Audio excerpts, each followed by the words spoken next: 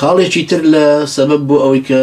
سستبوون ڕوو بدا و لێچوونەوە دەرکەوێ کەوتنە ناو گوناحی بچووک و بەردەوام بوونە لەسەری خوای گەورە لاماند. شتێکی حتمیە کە ئەنجامدانی گوناحی بچووک وردە وردە کەڵەکە ئەبێ زۆرە بێ بێجۆدانە کۆبوونەوەی بێجۆدانە تۆبەکردن ئەوانە بە تەکید تەبعەن زیادە بن کابرای داعی دینداریش حتمە نەگەیەنێتە ساردبوونەوە و سستی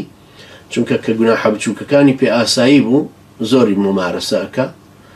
ئەنجا تا لە بەرچاویە بنە شتێکی ئاسایی تروای لێ دێ وەکو گوناح سەیران ناکە وەکو کارێکی ڕۆژانەی خۆی سەیرانەکە ئەوەش حتمەن شتێکی خراپە. خوای گەورە فەرمێ وما أصابكم من مصيبة فبما كسبت أيديكم ويعفو عن كثير. هەر بەڵام موسیبەتێکتان بەسەرابێ هەر سەرنجامی ڕەفتاری خۆتانە خوای گەورەش لە زۆر کەس و لە زۆر تاوانیشان خۆشە بێ.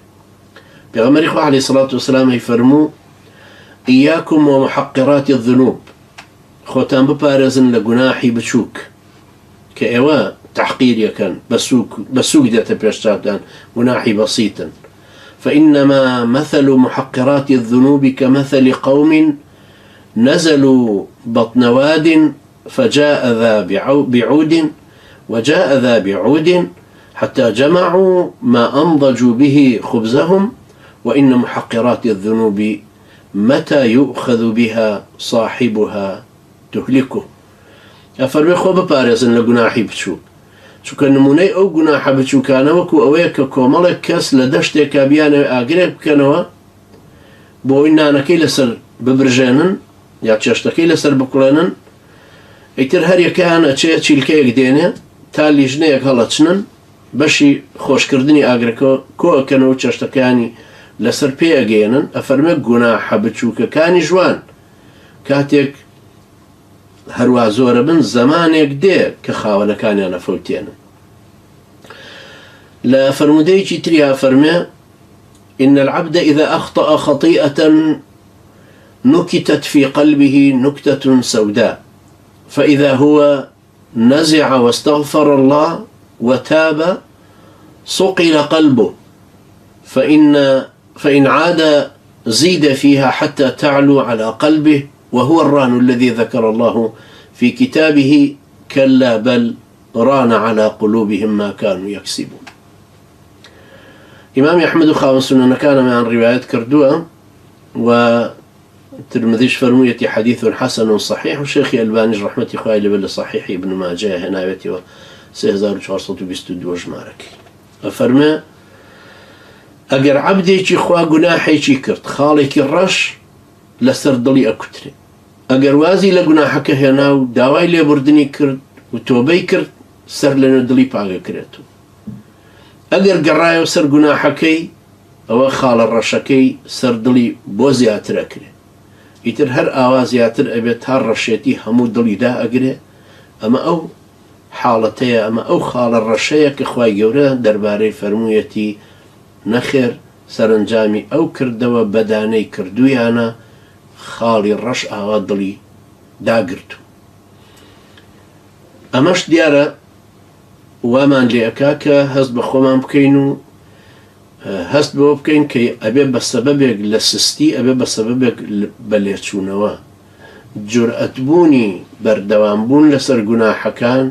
وات لێ ئەکات جورئەتت بۆ دروست بێ بۆ گوناحی گەورە. برایانی عەزیزم خوشکانی بەڕێزم ئەبێ هەمیشە ئینسان لە حەزەری ئەوەیە بێ ئەو سستیە زوو عیلاجکە. داعی مسلمان شخصی مسلمان پیاوی و مجاهیدی مسلمانمان بینیوە شخصیەتی ئیسلامی گەورەمان بینیوە داعی وردە وردە سست بووە لێچۆتەوە هەتاوای لێ هاتووازی لە نوێژەکانیشی هێنا کە وازیشی لە نوێژەکان هێناوە بەخوا قەسەمەوەی کە ئێڵێم ئەیناسم وازی لە نوێژەکان هێناوە ئەنجا کەوتۆتە ڕیباوە دوای کەوتۆتە سووەوە لە کەوتۆتە سوونجا کەوتۆتە شەراب خواردن دوای کێشەی لەگەڵ ماڵ و مناڵەکەی بۆ دروست بە کافرەتی محەجەبە مسلمانە دوای کەوتۆتە سەر کەڵکەڵەی ژنهێنان لە ژنهێنانەکەی ژنە مسلمانە محەجەبەکەی یارمەتی داوتێتی ڕازیم بیهێنی بەڵام ڕۆشتووە علاقەیەکی حرامی لەگەڵ ئافرەتێکی کە دروست کرد. ئەمە لەکوێی حاڵی سستی و لێچوونەوەیە ئەمە کارەساتی بەسەر خۆی هێناوە ئەمە هەنگاو بە شۆن شەیتانە ڕۆیشتۆ تا گەیشتۆدا ئەو شوێنەی تر شەیتان و توێتی دەیتر تۆ پێویستیت بە من نەما تۆ خۆت ڕێگای جەهەنەمت گرتۆتە بەر تۆ ساحەبی ژن و ماڵی جورئەتت بۆ وا قەتڵیشت دەکرد شەرابت خواردووە سوو خواردووە زینات کردووە وازت لە نوێژەکانیان ناوە واز هێنان لە نوێژەکان لە هەر سێکیان گەورەترە خەڵک ئێستا لەو مجتەمەع کوردەواری وای لێ هاتووە زانە نوێژ نەکردن شتێکی ئەوەندە ئاسانە قەتڵێکی ئینسانێکی مسلمانێکی پیاوچاک لە مزگەوت بێتە دەرەوە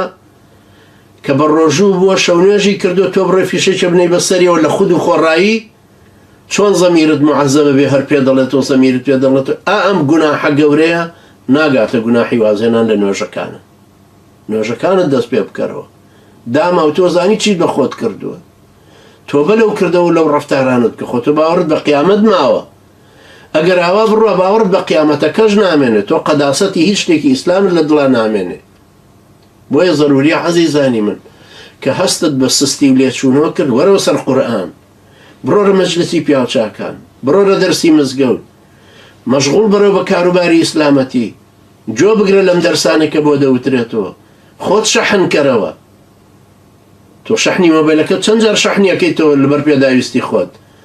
پێویستی شت بەم ئیمانە هەیە شەحنی کەرەوە واز لە سستیەکەت بێنێت کە بردووتی بەرەو لێچوونەوە ئەو کەسەی کە نەگەیشتۆتە لێچوونەوەکەی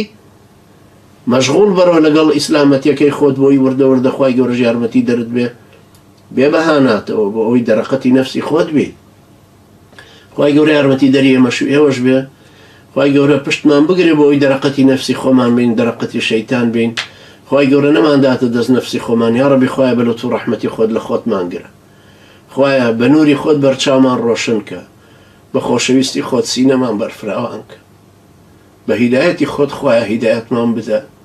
بە لەتف و گەورەی خۆشت برایەتی دینیمان لەناوە